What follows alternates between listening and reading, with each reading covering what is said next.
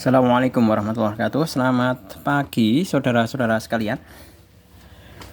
Dalam pertemuan kali ini Pak Jul akan membahas mengenai latihan soal akhir bab tentang pasar dan terbentuknya harga pasar. Oke, kita langsung saja ya. Untuk nomor yang bagian A, nomor yang pertama. Perhatikan faktor-faktor yang mempengaruhi permintaan dan penawaran. Faktor-faktor yang mempengaruhi permintaan ditunjukkan oleh yang mempengaruhi permintaan itu adalah yang pertama, kemajuan teknologi itu bukan ya. Kemudian yang dua, biaya produksi itu benar. Kemudian sebentar, biaya produksi permintaan ya, bukan. Sorry. Nah, permintaan berarti ditinjau dari segi pembeli, dari sudut pandang pembeli.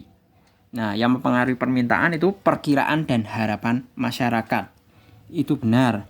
Jumlah dan karakter penduduk itu benar. Hari raya keagamaan itu benar. Jadi diingat-ingat kalau untuk faktor-faktor yang mempengaruhi permintaan, karena kemarin kan sudah saya berikan literatur ya. Kalau misalkan sebentar saya carikan dulu. Kemarin itu kalau fungsi permintaan itu ditinjau dari sudut pandang pembeli. Ya. Berarti apa yang mempengaruhi pembeli itu ingin membeli suatu barang. Nah, itu dipengaruhi oleh apa? Harapan masyarakat, jumlah karakter penduduk, hari raya keagamaan. Berarti 3, 4, 5. Yaitu yang E. Kemudian yang kedua, faktor-faktor berikut. Di sini ada harga barang substitusi, kemajuan teknologi, kemudian biaya produksi, persediaan sarana produksi, hari raya keagamaan. Faktor-faktor yang mempengaruhi penawaran ditunjukkan oleh nomor. Nah, kebalikannya dari permintaan, kalau penawaran itu ditinjau dari sudut pandang penjual. Nah, apa saja yang mempengaruhi? Yang mempengaruhi adalah tentunya kemajuan teknologi, kemudian biaya produksi, kemudian sarana produksi. Jadi semuanya ditinjau dari si pembuat, boleh atau si penjual. Jadi jawabannya adalah 2, 3, dan 4. Apakah ada? Kita lihat. 2, 3, dan 4 yang D. Nah, kemudian nomor 3. Nomor 3 ya. Perhatikan tabel penawaran jeruk suatu pasar. Harga, di sini harga ya. Berarti P1, sini P2, ini Q1, ini Q2. Berdasarkan tabel tersebut, fungsi penawaran jeruk adalah, nah sebenarnya teman-teman itu tidak perlu mencari menggunakan rumus misalkan seperti ini ya. Kan kemarin itu rumusnya Q dikurangi 1 per Q2 kurangi Q1 sama dengan P dikurangi P1 per P2 dikurangi P1. Nah, rumusannya kan seperti ini.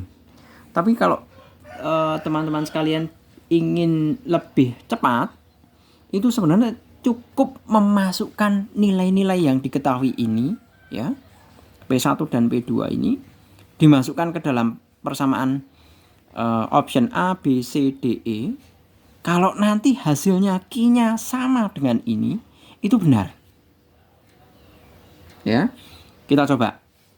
Misalkan saya coba yang option A, itu kan rumusnya Q sama dengan setengah P min 2000.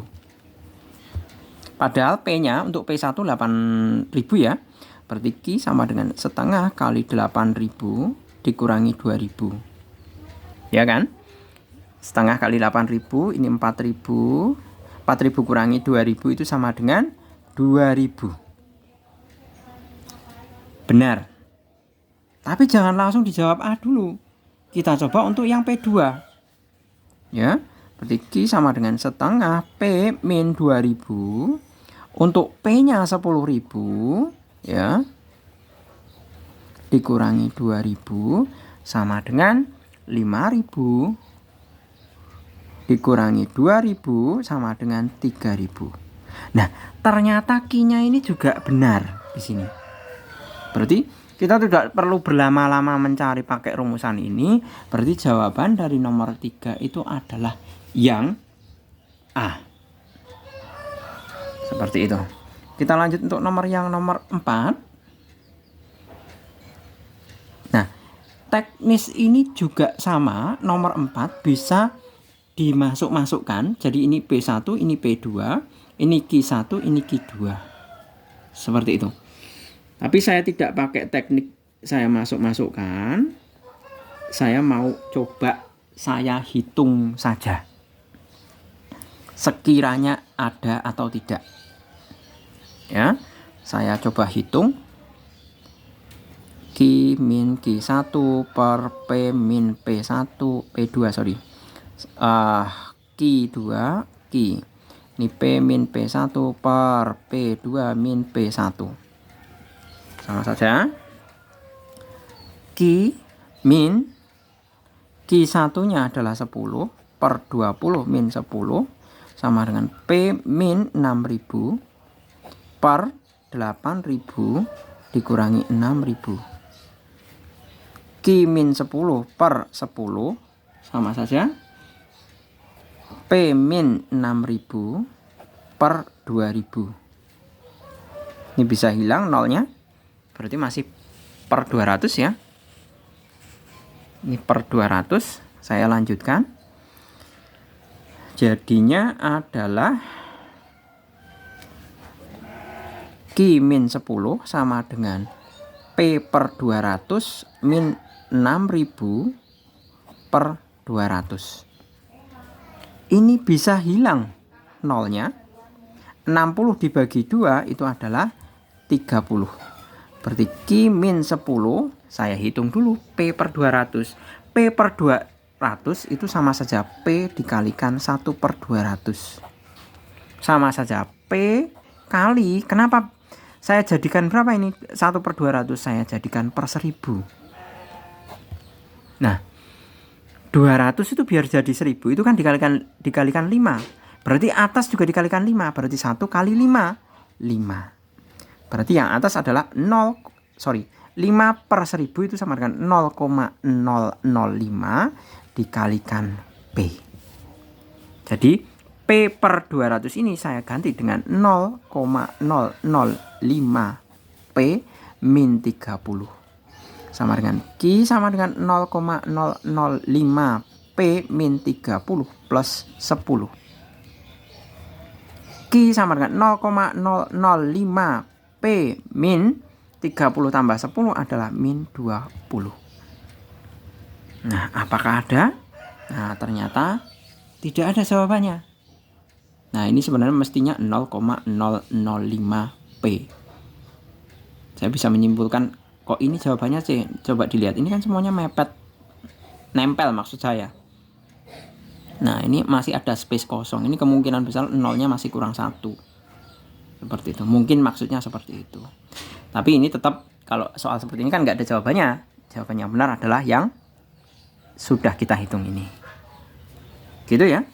Kita lanjutkan untuk nomor 5. Nomor 5, diketahui fungsi permintaan QD sama dengan min 5P plus 1500 jika tingkat harganya Rp200, maka jumlah penawaran adalah, kita tinggal masukkan saja. Nomor 5 ya, QD sama dengan min 5P plus 1500 sama dengan min 5 dikalikan, karena P-nya price-nya adalah 200 dikalikan 200 ditambah 1500 sama dengan min 1000 ditambah 1500 sama dengan Rp500. Ada ya yang D. Kita lanjutkan.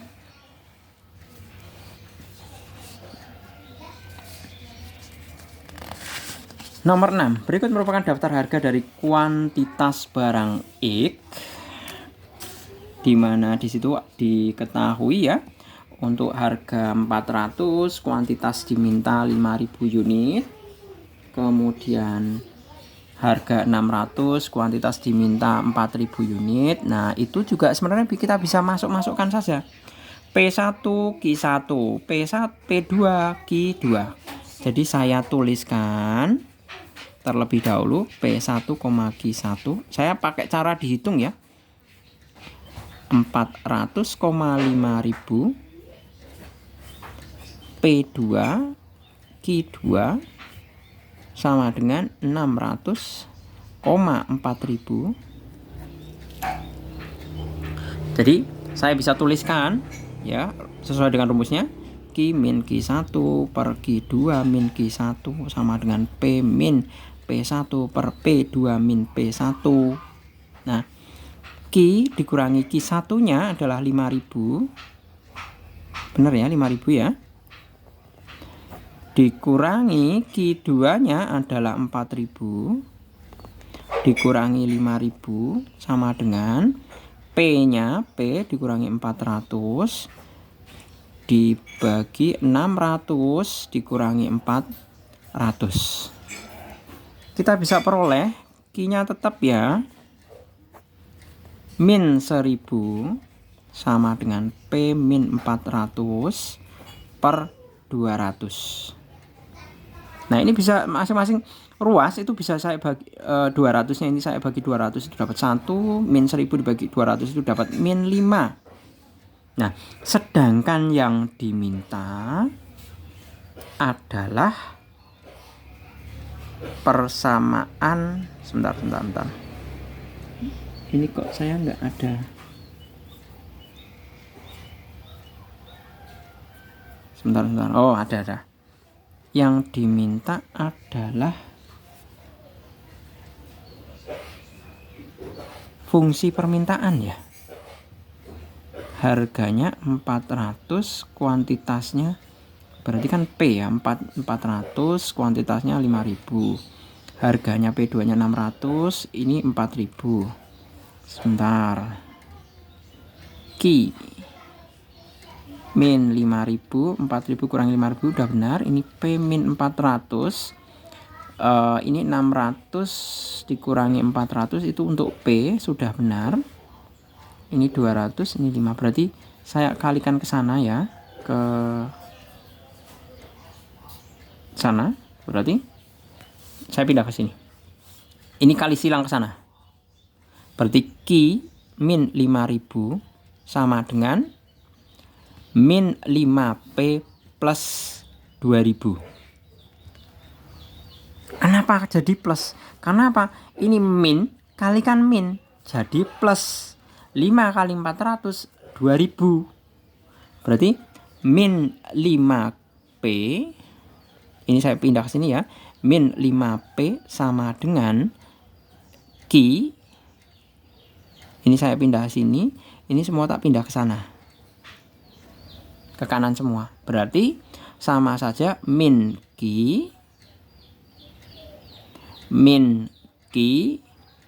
plus 2.000 plus 5.000. Min 5P sama dengan min Q plus 7.000. Nah, yang diminta adalah min 5P.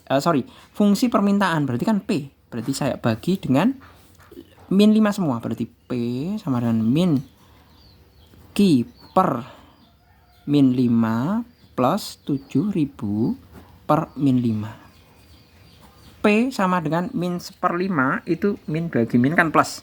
Berarti 0,2 Q min 1.400. Nah, mestinya ini seperti ini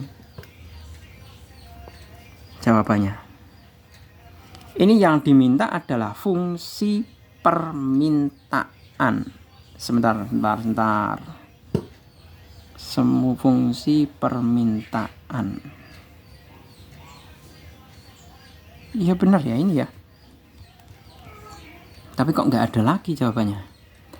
Coba kalau misalkan saya cari Q, bukan cari Q ya. Untuk menentukan fungsi Q-nya. Kalau ini kan fungsi P permintaan ya. Coba Q-nya berarti Q saya ambil dari sini ya. Q min 5.000 sama dengan min 5 nya saya pindah ke sini. Berikan min 5 kali P min 400. Ini sama seperti ini tadi. Kalau ini kan saya langsungkan. Kalau ini belum saya langsungkan, saya tulis satu persatu terlebih dahulu. Berarti Q min 5000 sama dengan min 5P plus 2000. Nah, sama kan dengan ini. Q 5000 nya saya pindah ke kanan, min 5P plus 2000 ditambah 5000. Q sama dengan min 5P plus 7000. Nah, tapi Q-nya sama dengan min 5P plus 7000. Tapi ini merupakan fungsi penawaran. Seperti itu. Gitu ya. Jadi fungsi, sebentar. Kalau kita lihat, ya benar. Kalau tadi semuanya ya ditinjau ya. Fungsi penawaran itu pasti Q. Ini fungsi penawaran juga Q ini. Q. Berarti kalau fungsi permintaan itu kan mestinya P di sini. Mestinya kan P. Ini udah benar ini P-nya. Tapi kan mestinya jawabannya adalah yang ini. P sama dengan 0,2 Q min 1400. Seperti itu.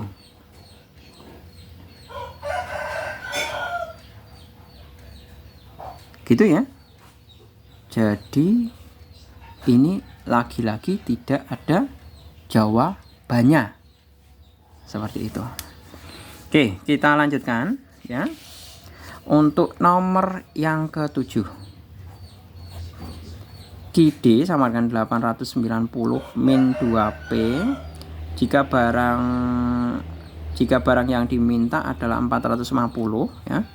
450 berarti ini Q-nya, kuantitinya. Berarti 450 sama dengan 890 min 2P.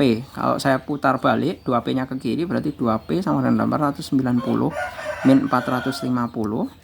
2P sama dengan ini dikurangi 450 itu masih dapat 440.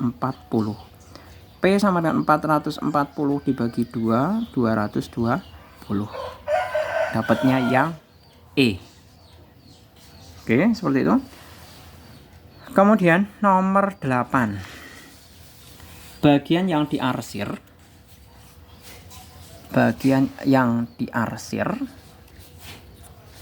Pada gambar tersebut. Nah, kalau pada pembagian kurva gambar ini sebenarnya kita bisa bedakan ya. Seperti ini. Nah, kalau garis ini adalah penjual.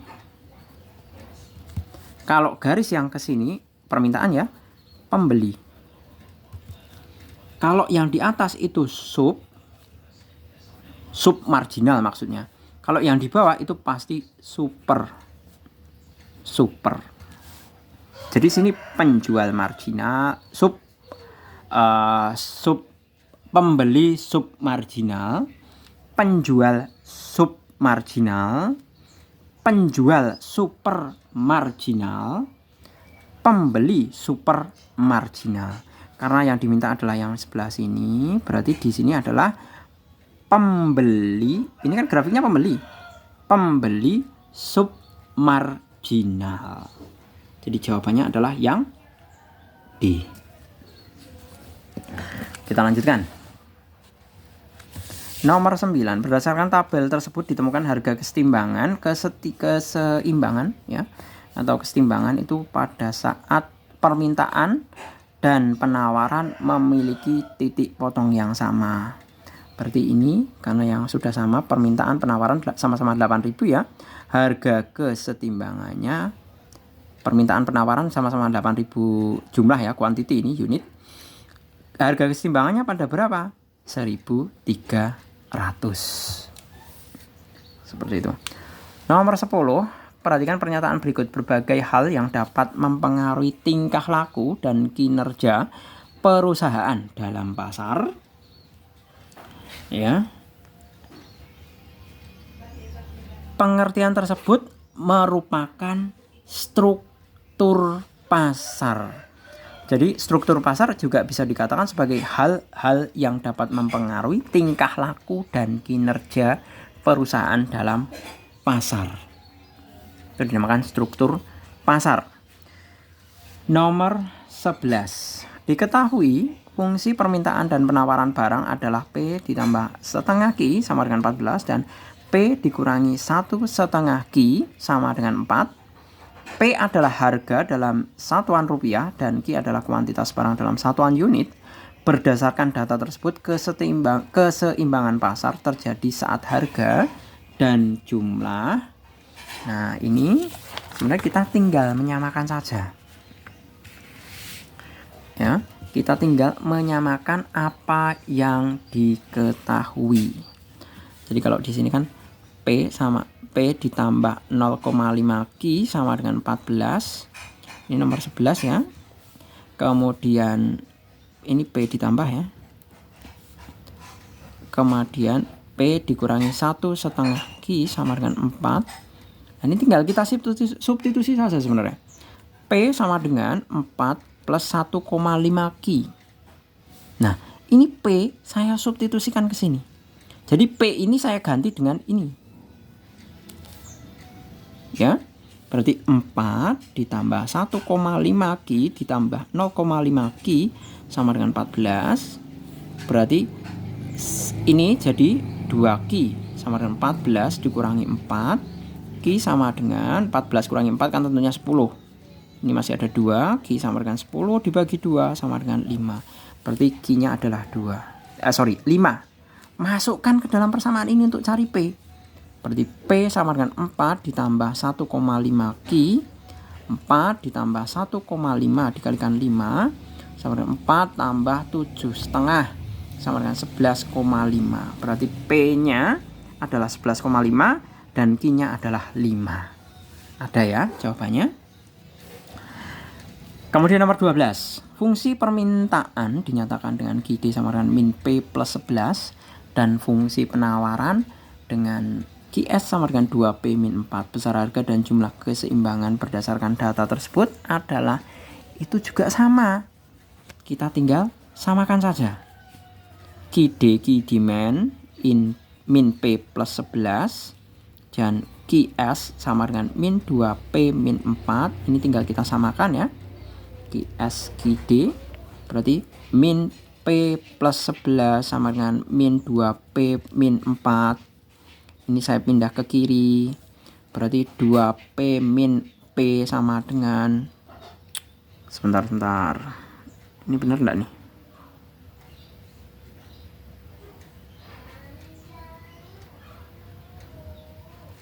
Sebentar.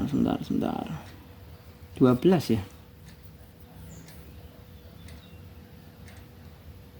2P min 4 sama dengan min P. Sebentar, min P plus 11. Wah, saya nulis soal aja salah. Ini positif ya, sorry. Kalau 2P-nya di sini tinggal yang saya tukar, saya tulis lagi aja nih. Nanti enggak rancu. Nah, ini positif mestinya. Berarti min P plus 11 sama dengan 2P min 4. Ini saya pindah ke sini. Ini saya pindah ke sini. Ya. Berarti 11 ditambah 4 sama dengan 2P plus P. Berarti 15 sama dengan 3P. P sama dengan 15 per 3 sama dengan 5. P-nya sudah ketemu 5. Tinggal saya masukkan P ini ke salah satu persamaan. Yang ini boleh, yang bawahnya juga boleh. Jadi QD sama dengan min P plus 11 sama dengan min 5 plus 11 sama dengan 6. Berarti P-nya 5, Q-nya 6. P-nya 5, Q-nya 6. Ada ya di sini? Seperti itu. Nomor 13.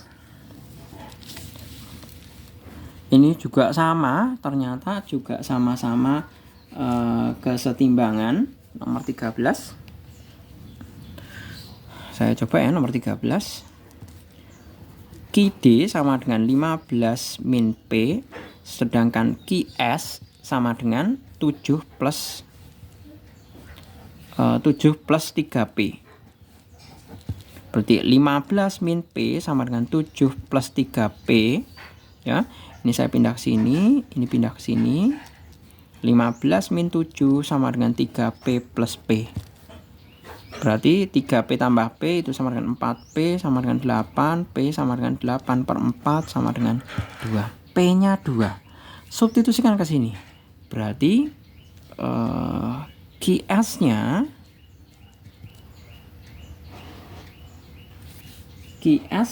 ya. QS-nya adalah saya ambil yang bawah aja deh. 7 plus 3P. 7 plus 3 kali P-nya 2. 7 plus 6 sama dengan 13. Jadi P-nya 2, Q-nya 13. Ada ya? Kita lanjutkan nomor yang 14. Nah, kita coba.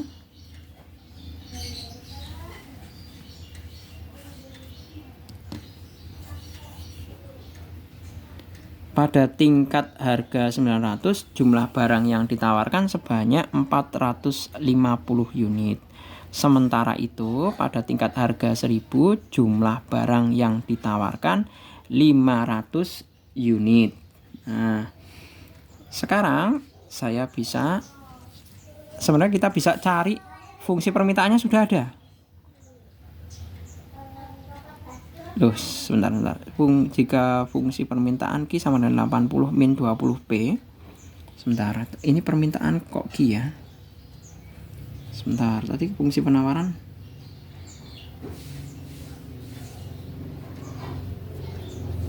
Sebentar, nanti kita revisi untuk yang nomor yang tadi yang ada sama yang nomor 6 tadi. Nanti kita balik.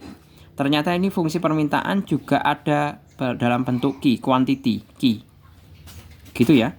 Soalnya karena persamaannya linear, ada variabel Q dan P, sebenarnya kita bisa menuliskan bahwa persamaan itu dalam bentuk Q, fungsi Q boleh, dalam bentuk fungsi P itu juga boleh.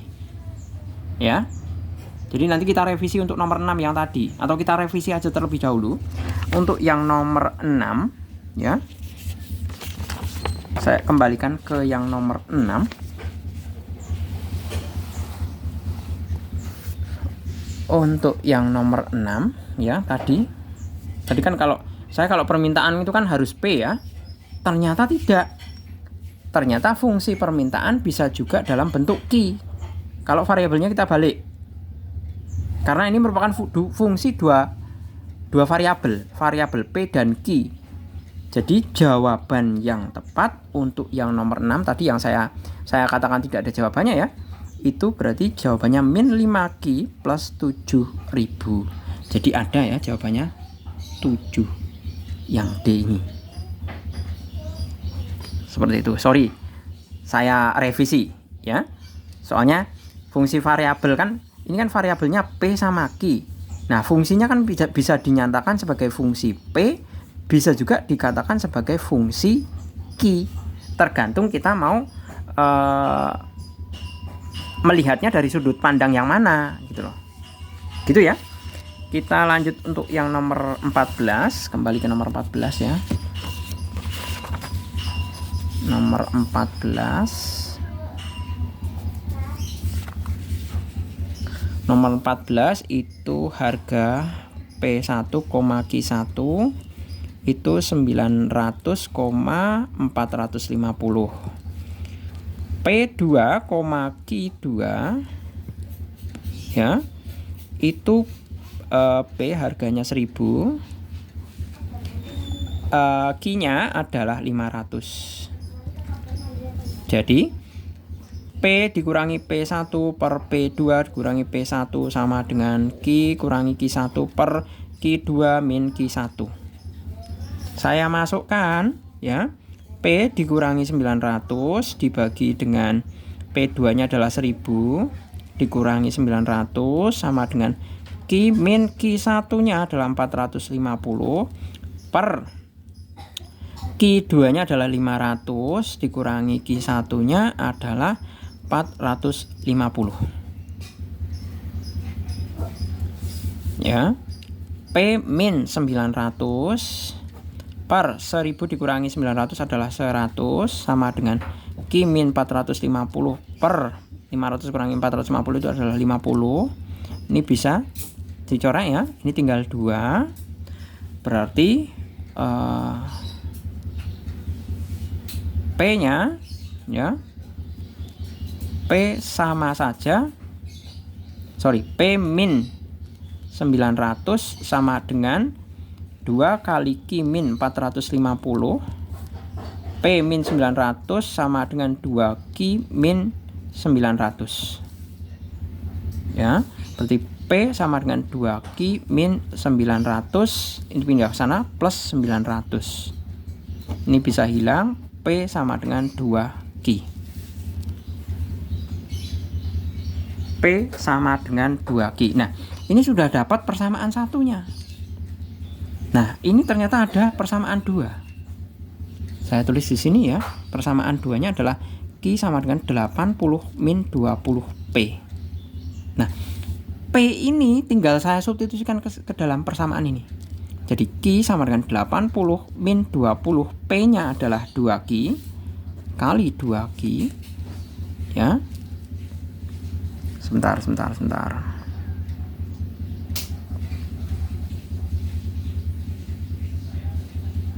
Harusnya disamakan ya, nggak ketemu ya di sini. Ini nanti kayaknya nggak ketemu ini.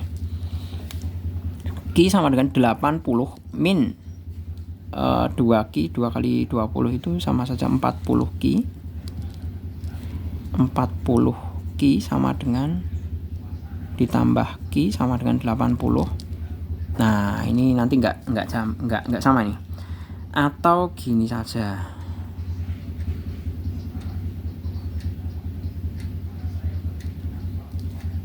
Ini sudah benar ya.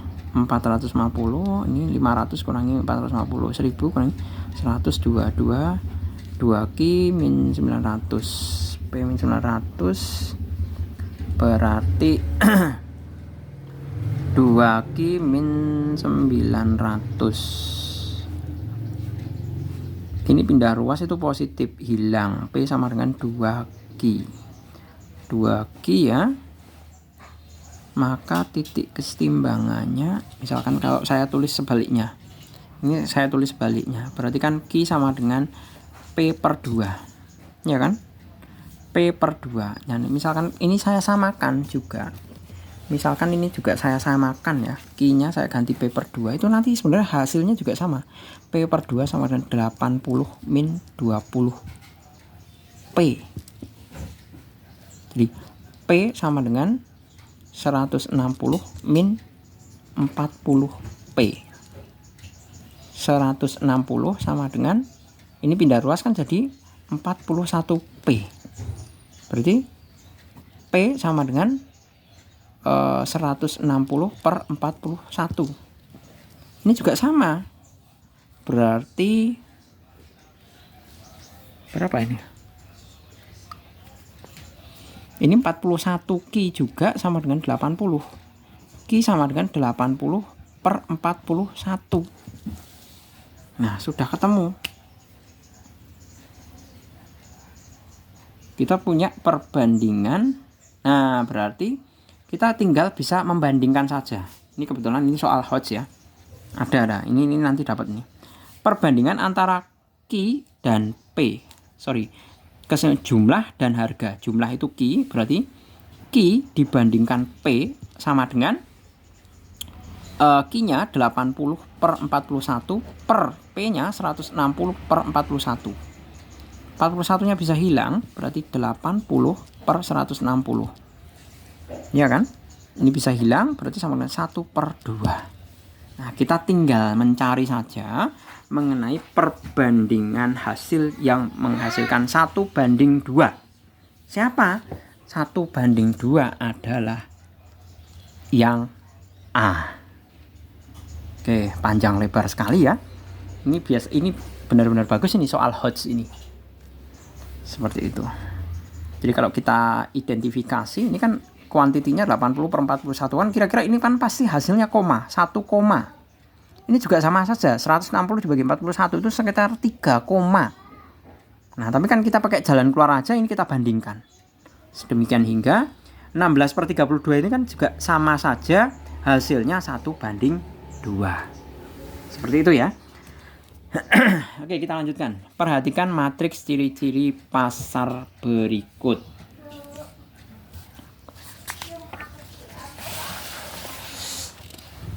Nah, di sini berdasarkan tabel tersebut ciri-ciri oligopoli ditunjukkan oleh angka dan huruf. Kita identifikasi oligopoli. Oligopoli yang pertama, sebentar. Oligopoli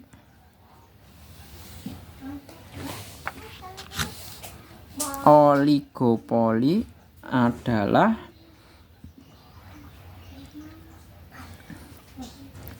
jumlah yang A. Jadi kita identifikasi yang pertama adalah B.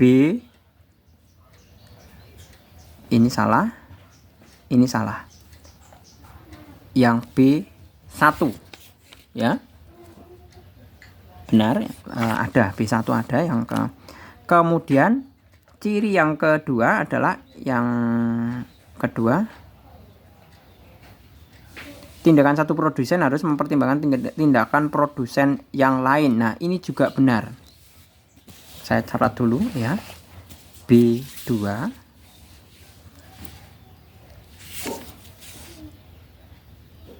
sebentar.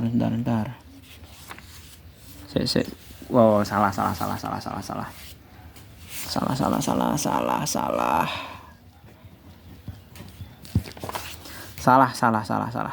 Oligopoli itu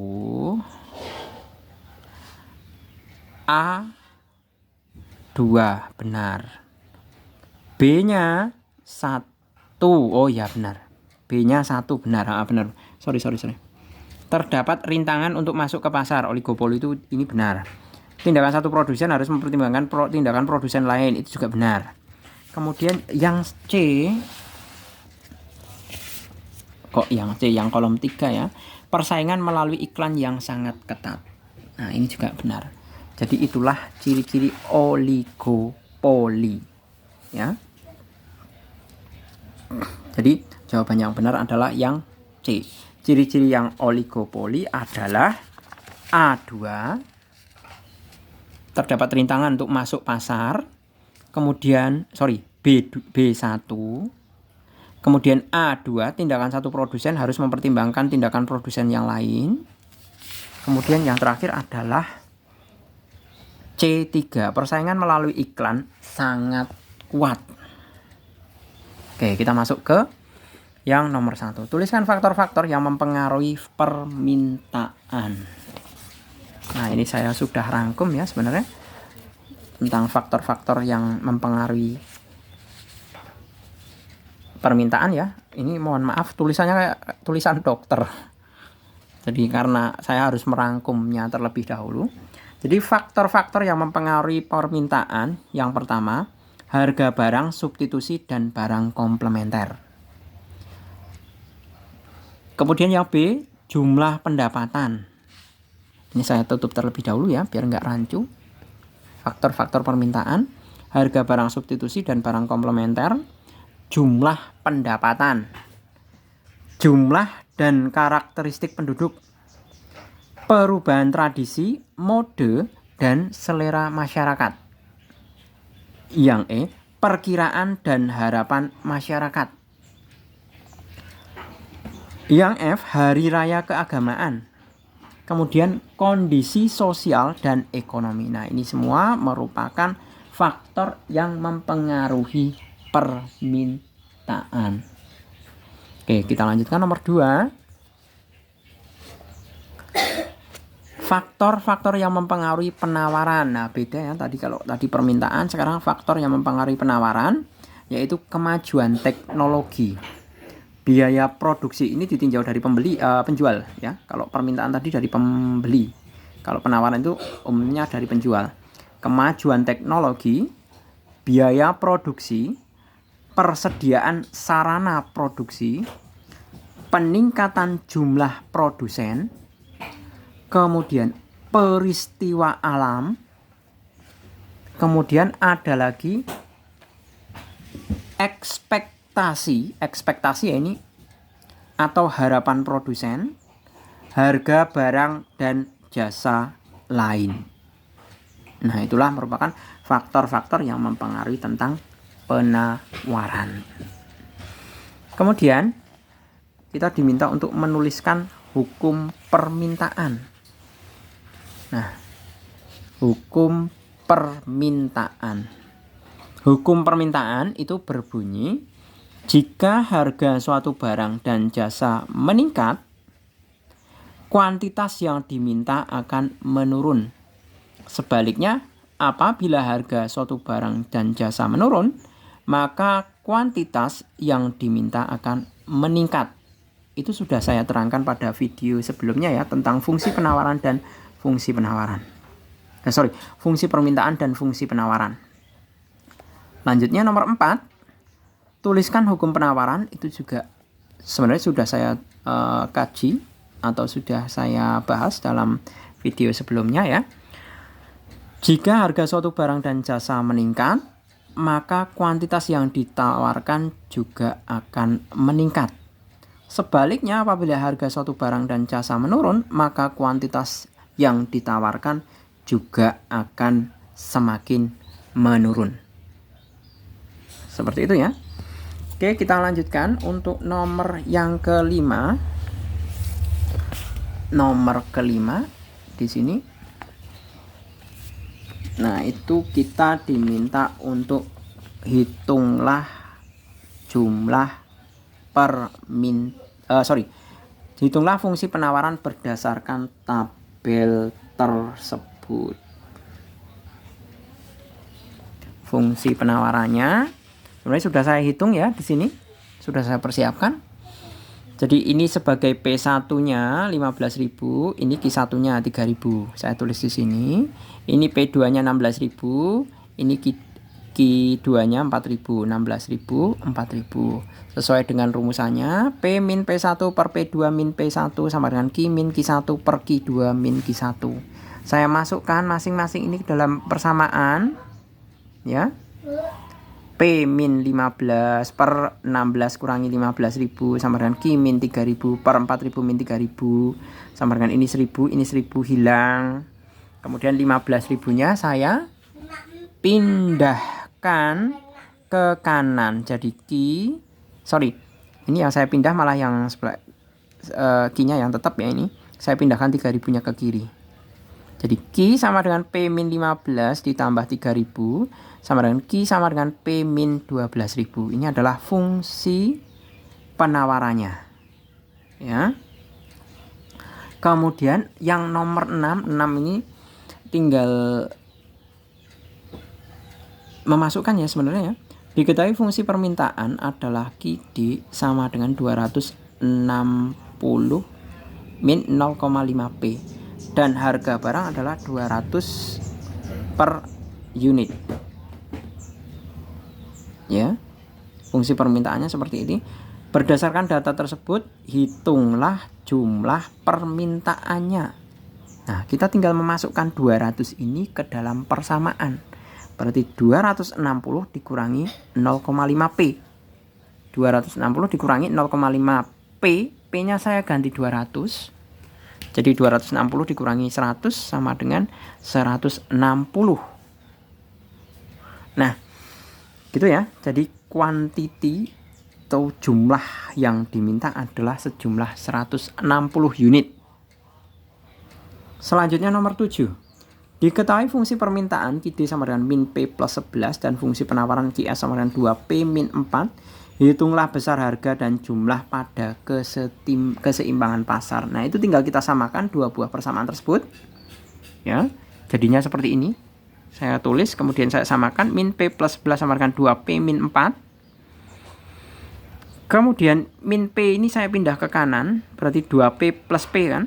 Nah, jadi 3P sama dengan 11 ditambah 4, 15. 3P sama dengan 15, P sama dengan 15 per 3 sama dengan 5. Jadi kesetimbangan pasarnya pada saat harganya 5 rupiah. Nah, ini masih kurang ya sebenarnya, masih saya 5P sama dengan 5 rupiah. Nah, Q-nya tinggal saya masukkan. Q sama dengan min P plus 11 sama dengan min 5 plus 11 sama dengan 6 unit. Seperti itu. Gitu ya. Jadi kesetimbangannya pada saat harga 5 rupiah dan permintaannya 6 unit. Itu untuk nomor 7. Selanjutnya untuk nomor yang ke 8, ciri-ciri pasar persaingan sempurna. Ini sudah saya rangkum ya. Ciri-ciri pasar persaingan sempurna. Ini pasar persaingan sempurna yang pertama 8. Ciri yang pertama, terdapat banyak pembeli tetapi tidak dapat mempengaruhi harga. Terdapat banyak penjual juga. Barang dan jasa bersifat homogen dan tidak dapat dibedakan. Adanya kebebasan untuk masuk dan keluar dari pasar persaingan sempurna.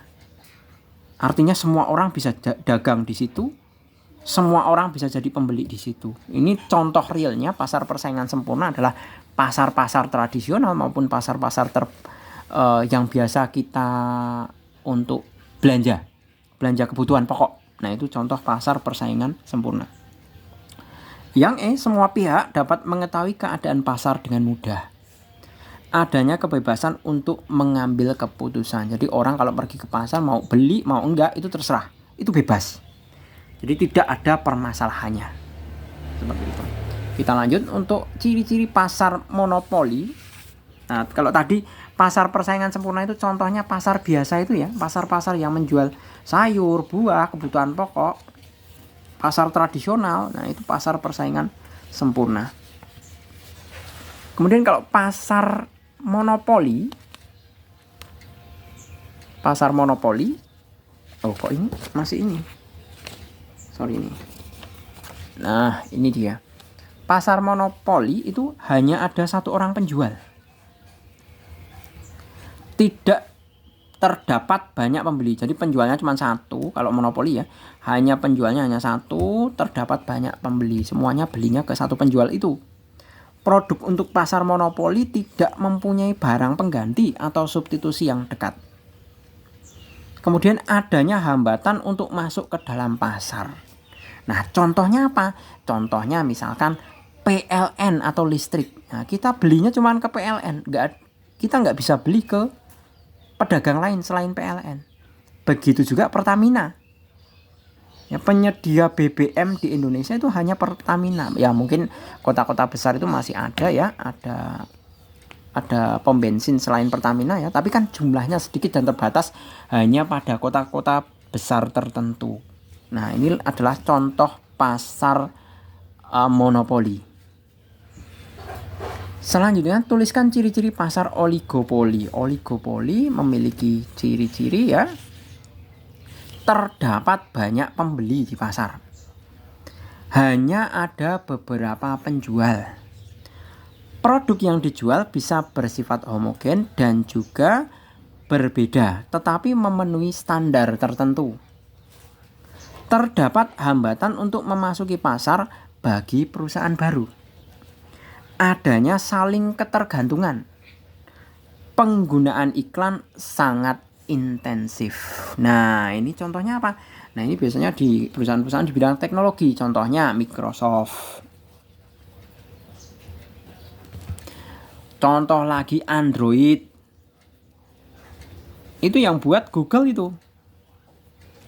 Terus iOS itu yang buat apa itu? Apple ya kalau nggak salah. Apple ya. Nah, ini kan semuanya terbatas ini. Penjualnya kan hanya tertentu ini, hanya sistem operasi ini, sistem operasi pada HP ya. Itu kan hanya baru terbatas Android sama iOS. Iya kan? Tapi yang butuh smartphone itu kan banyak sekali. Nah, antara Android dan iOS itu kan homogen. Nah, pertimbangan lagi ya. Kalau orang atau sebuah perusahaan akan membuat sistem operasi untuk smartphone, itu kan susah, butuh investasi yang besar. Seperti itu. Kemudian adanya saling ketergantungan. Nah, ini antara Android, iOS dan penggunanya itu kan saling bergantung.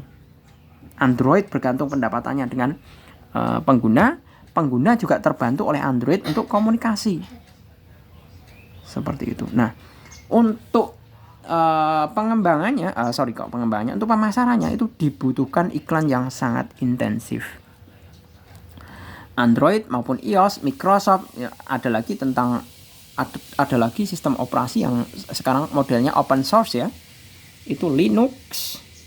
Ini kalau ini berbayar. Kalau ini kan yang open source. Open source itu dia tidak berbayar. Nah, ini masing-masing punya pasar sendiri-sendiri. Seperti itu. Oke, gitu ya. Untuk pemahaman mengenai bab ketiga, pasar dan terbentuknya harga pasar. Semoga membantu dalam belajar ekonomi saudara-saudara sekalian. Semoga bermanfaat. Terima kasih, selamat pagi. Assalamualaikum warahmatullahi wabarakatuh.